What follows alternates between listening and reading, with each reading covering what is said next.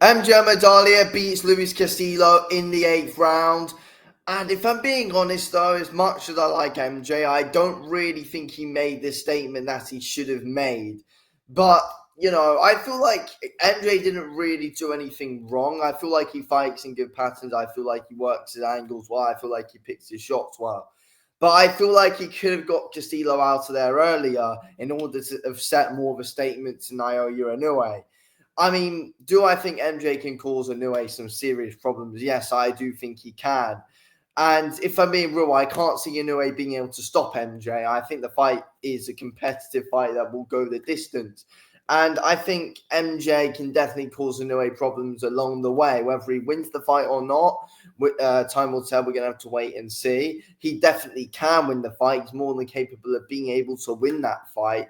But I feel like, in a way, it was a very frustrating night in the office for MJ. And there wasn't really any celebrating from MJ after the fight either. I don't think he was overly fond and overly impressed with his own performance, if I'm being completely honest with you. And that is a good sign going into the Inoue fight, to be honest. But he wasn't overly impressed with it, and there's going to be some work done. He did take the fight on short notice, and in a way, as well, it was probably good for him to get some rounds in. But I feel like, a good thing about MJ is that he doesn't chase a finish and that he is very patient with his work and he does pick his shots well. But I feel like he wasn't really using the left hand as much as he usually does tonight. I mean, he was able to drop Castillo, 3 or 4 times, and the power of MJ was showing no matter what. Mixed it in from the body. His first knockdown came to the body. And yeah, he's very good at being unpredictable at picking his shots, to be honest with you, MJ. That is what he does do very well. And that is something which is able to cause Inoue problems, the unpredictability of MJ. It's just unfortunate that a statement wasn't fully set and a statement wasn't fully made from MJ that really, grabs in that casual viewer, for example, and makes them think, oh, yeah, this guy can really cause Inoue problems. I believe he will, but I feel like uh, he needed a better performance to try and grab in more of an audience going into that Naoya Inoue fight in September, which is going to happen. That's my opinion on the situation. But I thought MJ picked his shots well. I feel like, his as I said, his power was there. He's dangerous. He's unpredictable. He's quick. He's a southpaw. And this is all things that is going to be able to cause Inoue big problems. And to be fair, Castillo couldn't really get much success against MJ whatsoever there, to be fair. MJ's always moving. MJ's always a moving target. And they were saying on commentary, MJ always wastes his movement. But I feel like against Inoue, he's going to need movement like what he does. He's always a moving target. He's very hard to pin down. And I think MJ is very good at shutting down the range and getting success with that backhand. And yeah, again, that's important against Inoue, and that all showed tonight against Castillo.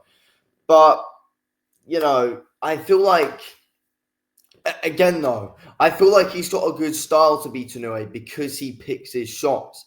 And that's how Cardenas was able to drop Inoue. That's how Neri was able to drop Inoue because, they picked their shots. They weren't, they weren't hesitant. They weren't rushing their work. They weren't doing the same thing over again. MJ mixes up quite a lot, to be honest with you, and picks his shots. And he's smart.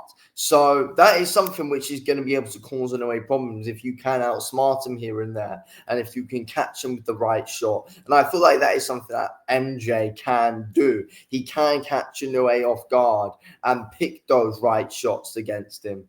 So, if you're thinking after that performance, oh, he's not going to cause Inoue any problems, oh, it's easy for Inoue, then I think you're pretty delusional to say that, because I feel like MJ can cause Inoue big problems, to be honest with you, and probably be the toughest fight of his career.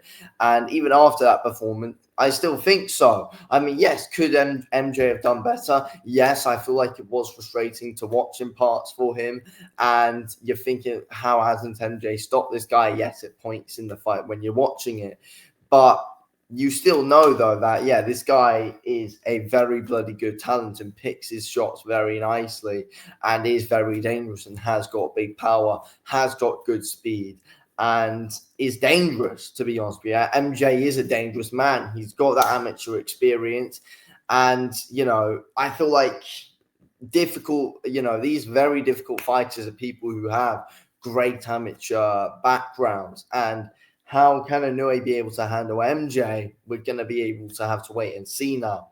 But yeah, I feel like, he was up against Castillo, who was a tough, durable opponent, who was more experienced than him in the pro game. But overall, MJ is more experienced than MJ. Again, could have done better in that fight and will do better against Inoue. He's going to look very good against Inoue.